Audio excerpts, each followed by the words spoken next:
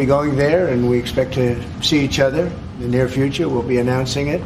But we're going to be discussing many things today. We'll be discussing Russia-Ukraine. We'll be discussing trade and lots of other items. And I think we can say that we're going to be getting along on every one of them. We've had a tremendous relationship. And frankly, the Prime Minister and I have met twice before, and we get along very famously, as you would say.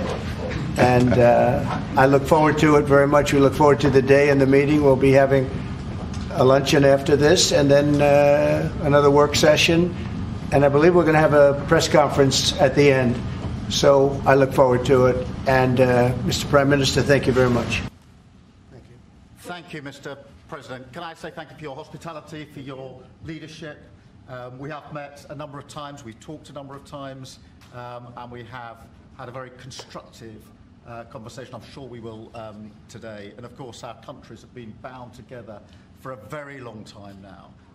The closest alliance, I think, of any two countries when it comes to prosperity and security. And I know that together we will strengthen that even further. And on issues like Ukraine, thank you for changing the conversation to bring about the possibility that now we can have a peace deal.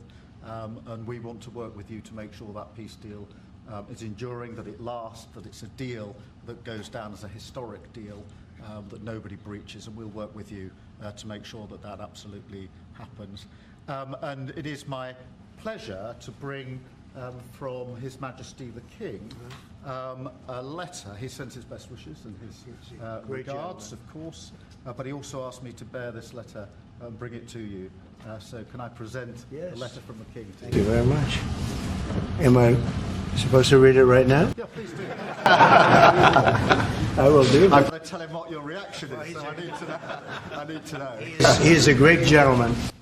A great, great gentleman.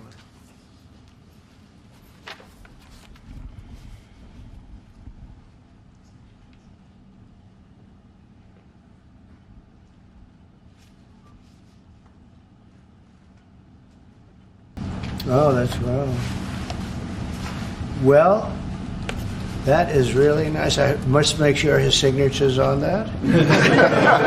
Otherwise, it's not quite as meaningful. It is, and that's quite a signature, isn't it? Beautiful.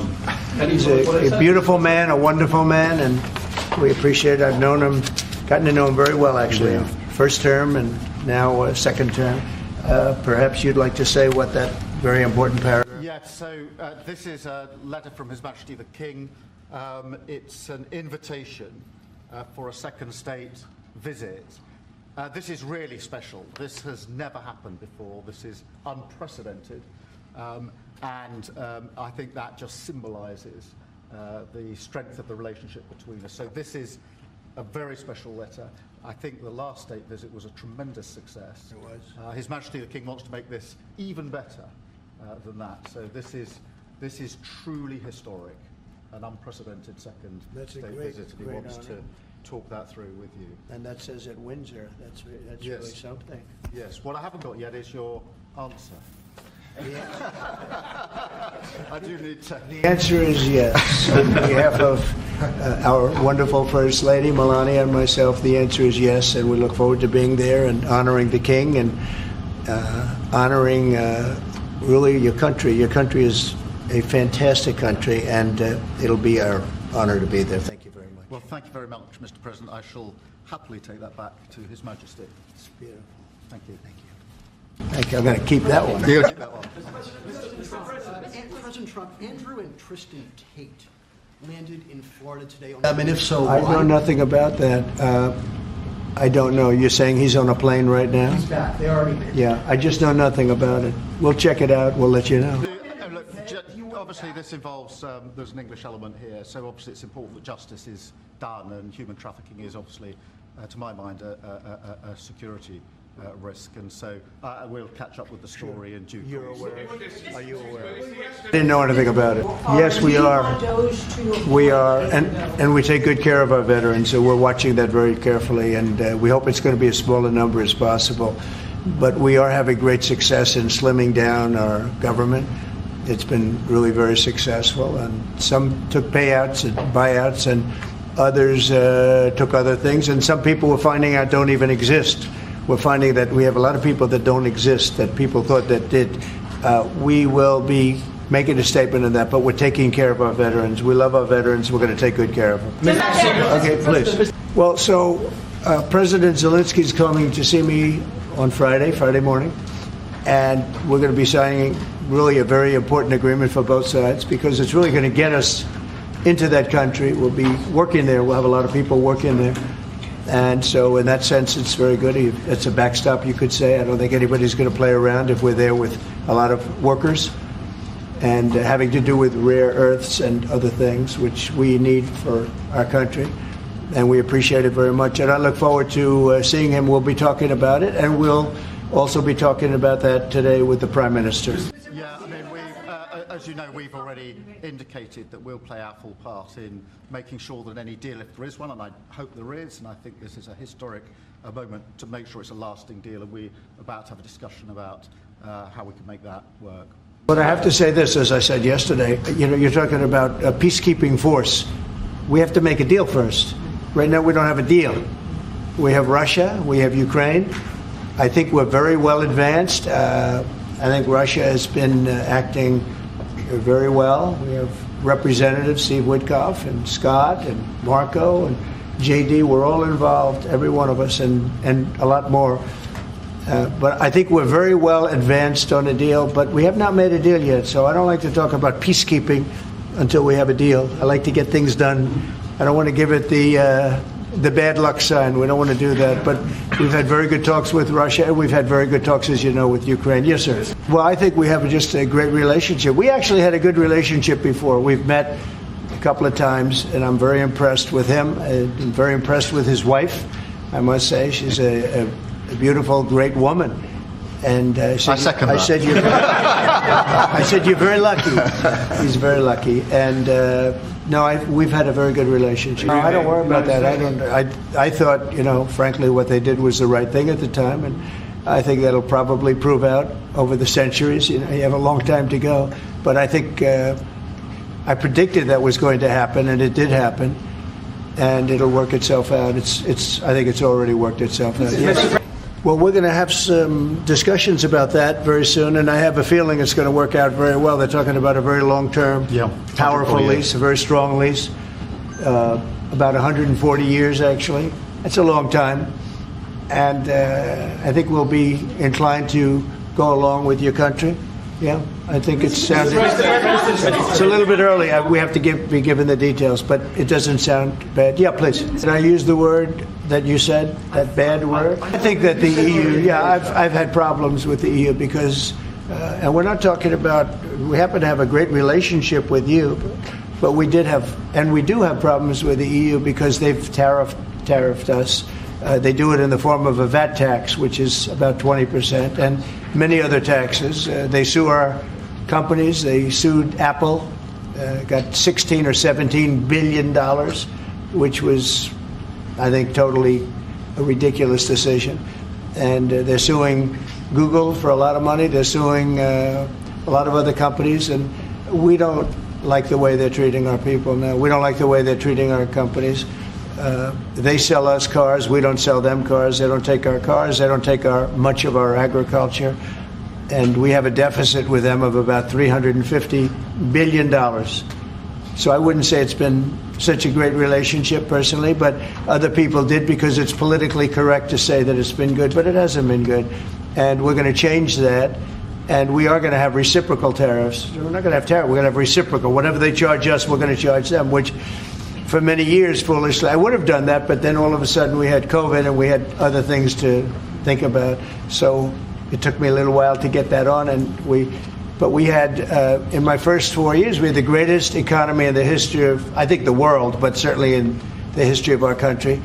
I think we're going to have that again, but the EU was very, very tough on us from the standpoint of trade. Then you could take it a step further and go into NATO. And that was a very tough situation for us. I mean, that's been a very tough situation because we were paying a disproportionate share, and it wasn't good. So, as you know, they paid hundreds of billions of dollars after I got involved, and they evened it out a little bit, but not very much. And then if you look at the war, we're in for $300 billion plus, and they're in for $100 billion. They get their money back, and now we'll get our money back also. But under Biden, you wouldn't have done that. Biden did a terrible job, I have to say. I hate to say that about somebody that sat here just before me, but he did a terrible, terrible job. That war should have never happened, the war between Russia and Ukraine. Frankly, October 7th should have never happened. Israel, that should have never happened. What happened there should have never. Inflation should have never happened. Afghanistan should have never happened. The way they got out, not getting out, but the way they got out. So, but I can say that as far as we're here for a different reason, we're talking about a very different place, and this is some place that I have investments there. I own Turnberry, I own Aberdeen, and I own a great place called Doonbeg in Ireland. So, you know, I have a great warm spot for your country. Our trade, obviously, is fair and balanced, and in fact, you've got a bit of a surplus, so we're in a different position there. And obviously, we contributed hugely in relation to Ukraine, and taken together with Europe, there's about 50%. It'll work. It'll work. It's going to work. We'll have to take a look. I mean, we're going to have a good discussion today, and we have some very talented people on the other side, and we have some people that probably aren't as talented as them, but they're pretty good. Marco, what do you think? Our people are pretty good. And no, we're going to have a good discussion, and we'll be talking about that. I don't think so. I think when we have a deal, it's going to be the deal. I don't think if I didn't win the election, I don't think we'd be even talking to Putin right now or anybody else. I think it would just, you know, I don't know if you're looking at the stats, but thousands of people are being killed a week, soldiers mostly, because the towns have been destroyed. But thousands of soldiers. This was a very bad week, by the way. I get the stats. Terrible numbers. And you're talking about a human life. Number one, I want to see that, and it doesn't involve American soldiers, but it's Russian and Ukrainian soldiers. And I think I'm speaking for. Number one, we want to see that stop, and number two, I want to stop paying the kind of money that we're talking about. You know, we're helping, and we're helping NATO, but we're helping a lot. More than anybody else by far, and I want that to stop also. Jeff, go ahead. I don't see it at all. No, not on drugs. We've done a great job. If you look at Tom Homan, he's been incredible, and Christie, they've done a great job in terms of the border. But the drugs continue to pour into our country, killing hundreds of thousands of people. We're losing substantially more than 100,000 people. I mean, dead. They're dead. The families are destroyed after that happens. So it's, you know, it's not just that. That's the ultimate. But the families are absolutely destroyed. The drugs come in through Mexico. They come, a lot of them, not all of them, but a lot of them come from China. And that's why we did that. It's 10 plus 10. In 10 case, plus 10 was there confusion on that? There was, sir, yeah. Okay, 10 plus 10. It's a second 10. And I think I think you're going to see, eventually you're going to see drugs stopping, because the country should not be allowing those drugs to come into the United States of America, and we're not going to allow it to happen. So that goes on the 4th of March.